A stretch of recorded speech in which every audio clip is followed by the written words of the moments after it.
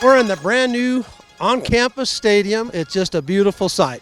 Well, you know, when you think of the football stadium, everybody talks about the stands and all the concessions and the big video board. But you talk to the football coaches, they say, we want a top world-class field. And that's what we have here at this stadium. We've installed at Colorado State, I've been a part of putting in 3 synthetic fields already. We have one in our practice field, and we have one indoors, and then we had Hughes Stadium. Our previous coach, Coach Lubick, he went from natural turf to a synthetic turf. That's what he wanted to do. And that's what we've had at Hughes Stadium for the last 14 years. Our present staff also wanted a synthetic playing fields. Ours has a 2.5-inch synthetic fiber. They come out in these big rolls, and they're sewed onto the back, and then the urethane's applied.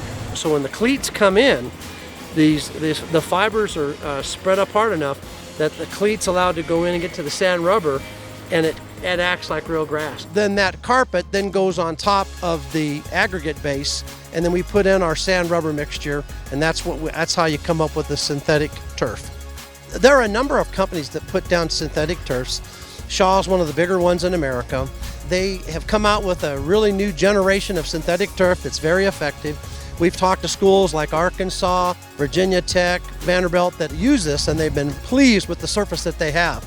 It is a prime field, and we're looking forward to some great performances on it.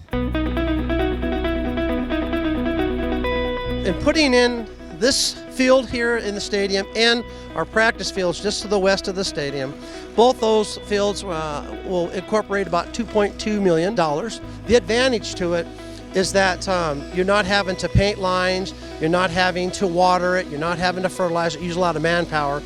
So there is a maintenance savings by using the synthetic turf. On anything, whether it's synthetic or real grass, you have to maintain it.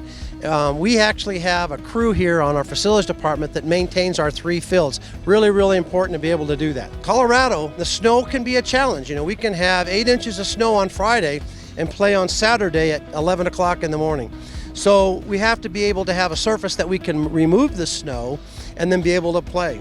Rain, you know, when you have a natural turf, you have a problem of slipping and tearing up the turf. This facility here has the ability to move 14 inches of water in 1 hour. These holes are where the water drains out of.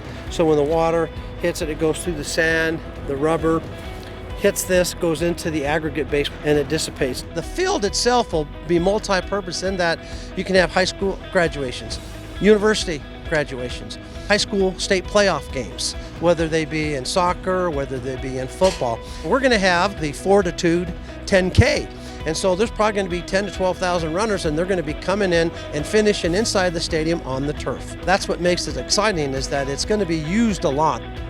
How can you not be excited about hosting in a brand new on-campus stadium with 41,000 people cheering playing Oregon State? It's just going to be phenomenal. I can't think of a better thing that's going to happen on August 26th than playing our first home game.